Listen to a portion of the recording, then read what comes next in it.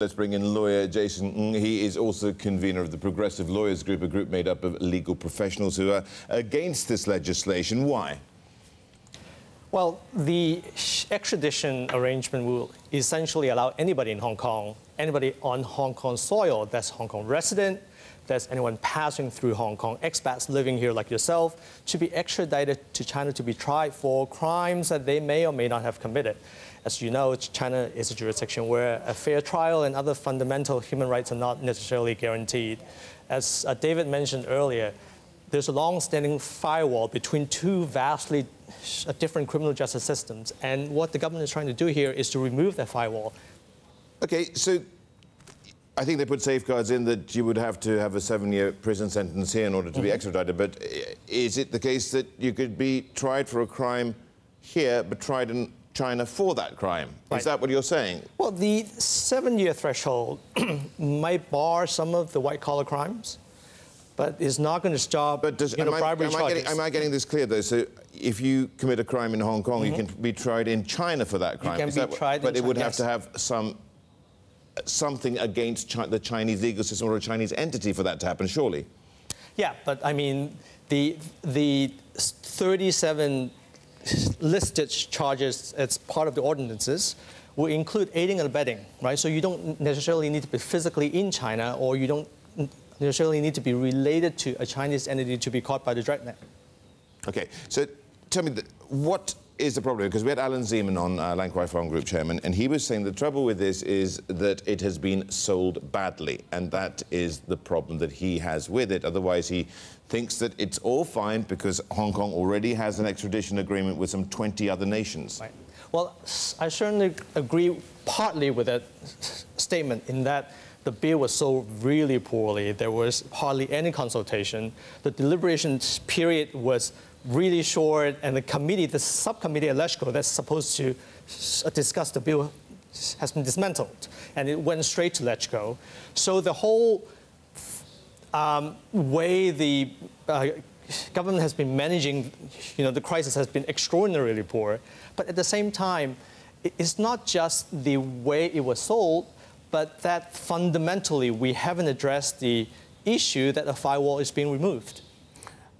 How would this be seen, though, generally speaking? The other contention Alan Zeman had was that most people don't know the real nuts and bolts of this agreement. No doubt many people do not, I'm sure, and you do, but isn't it not really about this bit of legislation? More so, it is being seen as another erosion of the one country, two systems idea. Is that not right? Well, it's a bit of both. I mean, the bill itself is highly problematic in that the mainland China was specifically carved out of the extradition ordinances precisely because of human rights concerns.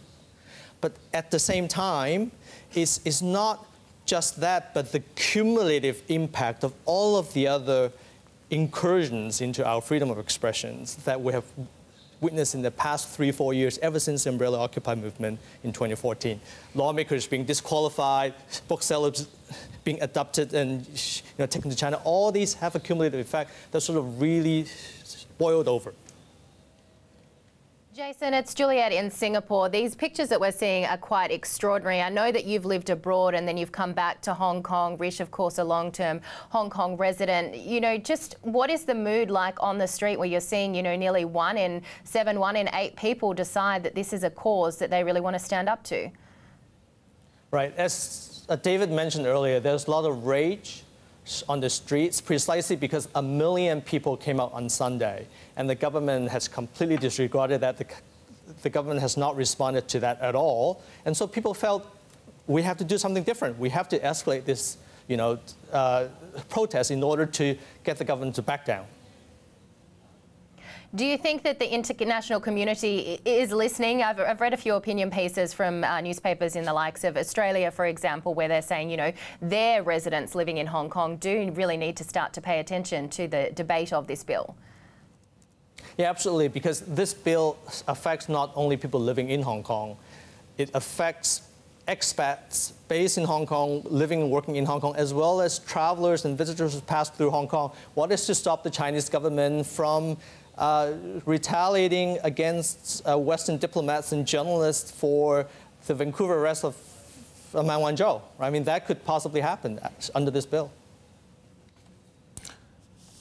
Jason, let's just have a look at what this does for business, though. I mean, we are, of course, Bloomberg. And what signals is this sending out for people wanting to do business, who rely on a legal system which is different to others regionally speaking, let's say, one which is perceived to be fair and open? Well, what signals it sends to the international community is that Hong Kong is really slowly becoming just like another Chinese city. And that's the most worrisome part, that all these incremental incursions into our free expressions, all these little policies the government is trying to slip through, are having a cumulative impact on Hong Kong as an international financial center. The protest itself is also driving down the stock market, but at the end of the day, we need to blame the people who are responsible for the disaster instead of blaming the people who react to it. Yes or no? Do you believe Carrie Lam, when she said that Beijing had nothing to do with this legislation coming to be? No.